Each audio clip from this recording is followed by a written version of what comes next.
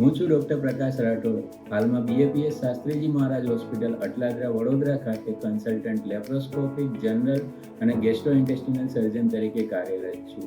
મેં મારું એમબીબીએસ ગુજરાતની સૌથી મોટી મેડિકલ કોલેજ એટલે કે બીજે મેડિકલ કોલેજ અમદાવાદથી કરેલું છે અને ત્યારબાદ મારું એમએસ જનરલ સર્જરી પણ અમદાવાદ સિવિલ હોસ્પિટલમાંથી કરેલું છે.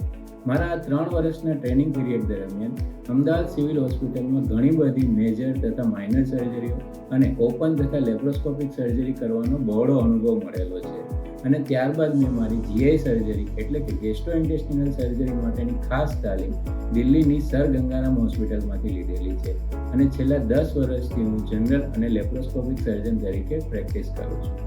હાલમાં હું બીએપીએસ શાસ્ત્રીજી મહારાજ હોસ્પિટલ ખાતે દૂરબીનથી થતી તમામ પ્રકારની સર્જરીઓ કરું છું, જેમ કે પેટમાં પિત્તાશયમાં પથરી માટેની સર્જરી એટલે કે ગોલબ્લેડર સ્ટોનની સર્જરી, એપેન્ડિક્સ, તમામ પ્રકારના હર્નિયાની સર્જરી, આંતરડામાં કાણું પડવું, આંતરડામાં અટકાવ થવો તથા બીજી ઘણી બધી દૂરબીનથી થતી પેટની તમામ સર્જરીઓ કરવામાં આવે છે. આ ઉપરાંત બીજી શરીરની સર્જરીઓ જેમ કે પાઇલ્સ, ફિશર, ફિસ્ચ્યુલા, સર્કમસિઝન, કોઈપણ પ્રકારની ગાંઠ હોવી અથવા તો કોઈપણ ઘા હોય, અલ્સરની ટ્રીટમેન્ટ તથા સર્જરી પણ અહીં કરવામાં આવે છે. હું અમારી બીએપીએસ હોસ્પિટલની વાત કરું તો આ હોસ્પિટલ એનએબીએસના તમામ સ્ટાન્ડર્ડને ફોલો કરે છે અને અહીં ટ્રીટમેન્ટ પણ એવિડન્સ બેઝ અને સર્જરીની જરૂરિયાત હોય તો જ એડવાઇસ કરવામાં આવે છે. અમારી પાસે 4 મોડ્યુલર ઓપરેશન થિયેટર છે અને આ ઓપરેશન થિયેટરમાં રેગ્યુલરલી ફ્યુમિગેશન કરવામાં આવે છે, જેથી કરીને ઓપરેશન પછી ટાંકા પાકવાનો કે ઇન્ફેક્શન લાગવાનો અમારી હોસ્પિટલનો રેટ નિયરલી 0% છે. આ ઉપરાંત અમારી પાસે વેલ ઇક્વિપ અને વેન્ટિલેટર સાથેનું આઈસીયુ છે, જેથી કરીને કોઈપણ દર્દીની મેજર સર્જરી પછી જો આઈસીયુની જરૂરિયાત હોય તો એ પણ અહીં અવેલેબલ છે. આ ઉપરાંત અમારી પાસે હોસ્પિટલમાં જ એક્સરે, સોનોગ્રાફી તથા સીટી સ્કેનની સુવિધા પણ ઉપલબ્ધ છે, જેથી કરીને કોઈપણ દર્દીને જો ઓપરેશન પહેલાં કે પછી સોનોગ્રાફી કે સીટી સ્કેનની જરૂરિયાત હોય તો એ હોસ્પિટલમાં જ થઈ જાય છે અને એમણે ક્યાંય બહાર જવાની જરૂર પડતી નથી. તથા અમારી પાસે બધી સ્પેશિયાલિટીના કન્સલ્ટન્ટ અવેલેબલ છે, જેથી કરીને કોઈપણ દર્દીને સર્જરી સાથે ડાયાબિટીસ કે બીપીની તકલીફ હોય, કોઈ હાર્ટનો દર્દી હોય તો એના માટે કાર્ડિયોલોજીસ્ટ અવેલેબલ છે, કોઈ દર્દી જો ડાયાલિસિસ પર હોય અને એમની સર્જરી કરવાની હોય તો અમારી પાસે નેફ્રોલોજીસ્ટ અવેલેબલ છે. આ ઉપરાંત કોઈ સર્જરી જેમ કે ટ્રોમાની સર્જરી હોય તો એમાં સાથે ઓર્થોપેડિકની જરૂરત પડે તો ઓર્થોપેડિક પણ અવેલેબલ છે, ન્યુરોસર્જન છે, પ્લાસ્ટિક સર્જન છે. આ દરેક સ્પેશિયાલિટીના સર્જન અમારી પાસે અવેલેબલ છે, જેથી કરીને જનરલ કે લેપ્રોસ્કોપિક સર્જરીની સાથે જો કોઈ બીજી સર્જરી કરવાની હોય તો એ પણ અહીં સાથે થઈ જાય છે. તો જો તમે પણ આવી કોઈ પણ પ્રકારની સર્જરી માટે જો ઓપિનિયન લેવા માંગતા હોય તો મારો સંપર્ક સાધી શકો છો. ધન્યવાદ. હેલો એવરીવન, હું છું ડૉક્ટર પ્રકાશ રાઠોડ, કન્સલ્ટન્ટ જનરલ લેપ્રોસ્કોપિક અને જીઆઈ સર્જન. આજે હું તમને હર્નિયા વિશે થોડી માહિતી આપીશ. સૌપ્રથમ તો જાણીએ કે હર્નિયા શું છે. હર્નિયાને ગુજરાતીમાં સારણગાંઠ કહેવામાં આવે છે. હર્નિયા પેટમાં કોઈ પણ ભાગમાં થઈ શકે છે. નોર્મલી પેટના ઉપરના ભાગમાં ચામડી હોય છે, એની નીચેના ભાગમાં ચરબીનું લેયર અને એના પછી સ્નાયુનું લેયર હોય છે. જ્યારે કોઈ પણ કારણસર આ સ્નાયુઓના લેયરમાં કોઈ ડિફેક્ટ આવે અથવા તો ગેપ થઈ જાય તો એ જગ્યા પરથી પેટના ઓર્ગન જેમ કે આંતરડું કે બીજું કાંઈ પણ ત્યાંથી બહાર આવે છે અને બહારની સાઈડ ખુલતું હોય એ દેખાય છે.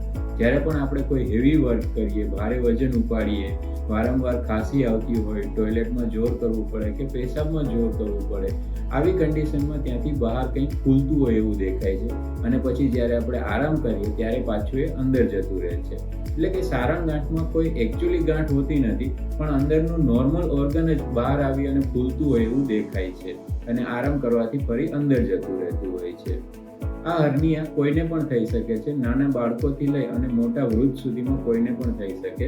નાના બાળકોમાં જનરલી જન્મજાત જો સ્નાયુઓમાં કોઈ ગેપ રહી ગયો હોય તો એના લીધે હર્નિયા થઈ શકે છે. મોટા વ્યક્તિઓમાં જેમને કબજિયાત રહેતી હોય, વારંવાર ખાંસીની તકલીફ રહેતી હોય કે પેશાબમાં જોર કરવું પડતું હોય, આવા વ્યક્તિને થઈ શકે છે. આ ઉપરાંત જો કોઈ ઓપરેશન કરેલું હોય અને ઓપરેશનમાં જ્યારે નીચેના સ્નાયુઓમાં ટાંકા લીધેલા હોય અને રૂઝાય નહીં બરાબર તો ઓપરેશન પછી સ્નાયુઓમાં થોડું ગેપ રહી જાય, એના લીધે હર્નિયા થઈ શકે છે. અને વૃદ્ધમાં ઉંમરની સાથે સ્નાયુઓની નબળાઈને લીધે પણ હર્નિયા થઈ શકે છે. હવે આ હર્નિયાની ટ્રીટમેન્ટની વાત કરું તો આના માટે કોઈ દવા અવેલેબલ નથી. આનો ફક્ત એક જ ઓપ્શન છે કે ઓપરેશન કરી અને જે જગ્યાએ સ્નાયુઓમાં ગેપ થયેલો છે ત્યાં જાળી મૂકી દેવામાં આવે. આ ઓપરેશન દૂરબીનથી કે પછી ચેકો મારીને થઈ શકે છે. આ બંને પદ્ધતિમાં દૂરબીનથી એટલે કે લેપ્રોસ્કોપિક સર્જરી કરવી વધારે સારી રહે છે, કારણ કે એ લેટેસ્ટ ટેકનોલોજી છે. એમાં એકદમ નાના હોલથી સર્જરી થઈ જાય છે અને એમાં ઓપન સર્જરીની કમ્પેરિઝનમાં મોટી જાળી મૂકી શકાય છે, જેથી કરીને ફરીથી થવાના ચાન્સ રહેતા નથી. જો આ હર્નિયાનું ઓપરેશન સમયસર ન કરવામાં આવે તો ક્યારેક એવું બની શકે કે જે આ આંતરડું જે ગેપમાંથી બહાર આવે છે એ ત્યાં આવીને ફસાઈ જાય કે પછી ત્યાં આંટી વળી જાય. જો આવું કંઈ થાય તો ત્યાંની બ્લડ સપ્લાય જતી રહે છે, આંતરડામાં અટકાવ આવી જાય છે, આંતરડું ફૂલી જાય અથવા તો આંતરડામાં ગેંગ્રીન પણ થવાની શક્યતા રહેલી છે. આવા કિસ્સામાં આંતરડું કાપવું પડે અને બહુ જ મોટું ઓપરેશન કરવું પડે છે.